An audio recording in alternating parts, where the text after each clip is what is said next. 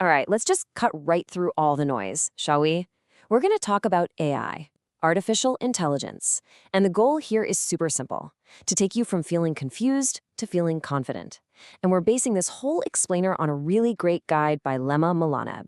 So, have you ever heard someone drop the term AI in a conversation and you get that little knot in your stomach? That feeling of, oh man, am I already behind on this whole thing? If that sounds familiar, listen up. You are so not alone. Seriously, that feeling is super common, and it's exactly why we're doing this. To break it all down, simple and clear, right here, right now.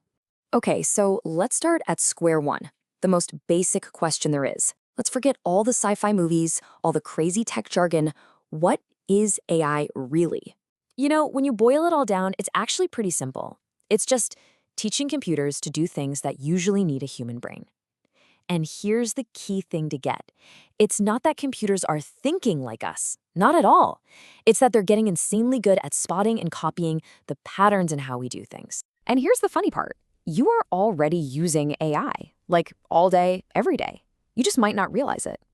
That time Netflix recommends a movie and you're like, whoa, how did it know? Yep, that's AI. When your phone just unlocks by looking at your face, that's AI too. Asking Siri or Google a random question, your spam filter cleaning up your inbox. It's all AI, just humming along in the background of your life. I love this way of thinking about it. It's perfect. Don't picture some all-knowing superbrain from a movie. Instead, just think of AI as a digital assistant, one that's ridiculously fast, sometimes really, really smart, but, and this is the important part, it's still learning. It's not perfect. And that idea, that it's still learning, that brings us to maybe the most important part of understanding all this. If you really want to get AI, you have to see both sides of the coin. You've got its amazing power on one side and its very real, crucial limits on the other. I mean, the power is just undeniable, right? We're talking about something that can write your emails, translate a menu in a foreign country instantly, or help a doctor find signs of a disease in a medical scan. It can be your creative buddy, helping you brainstorm, compose a piece of music, or create mind-blowing art. The sheer range of what it can do is already staggering.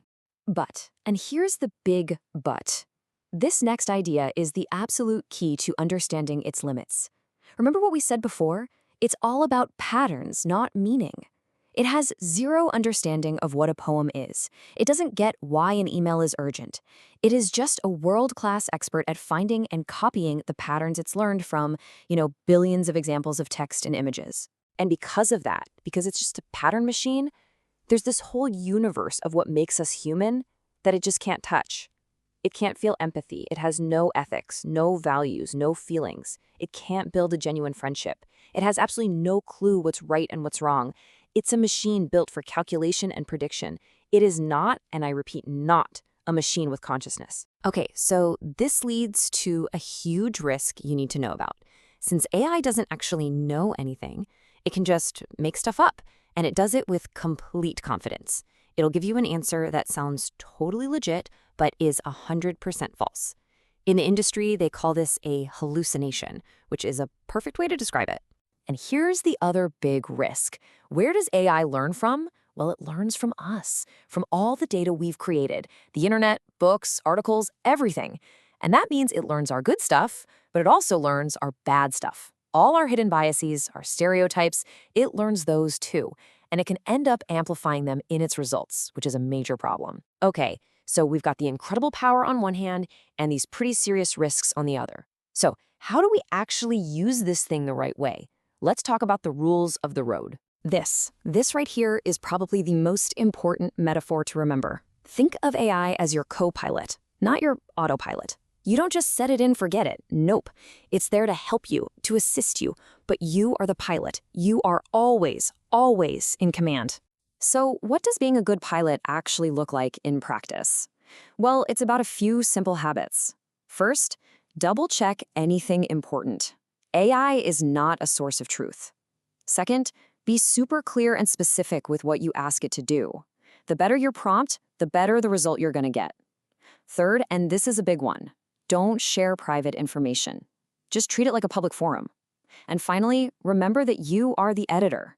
Use AI to get a first draft going, but never, ever let it be the final product.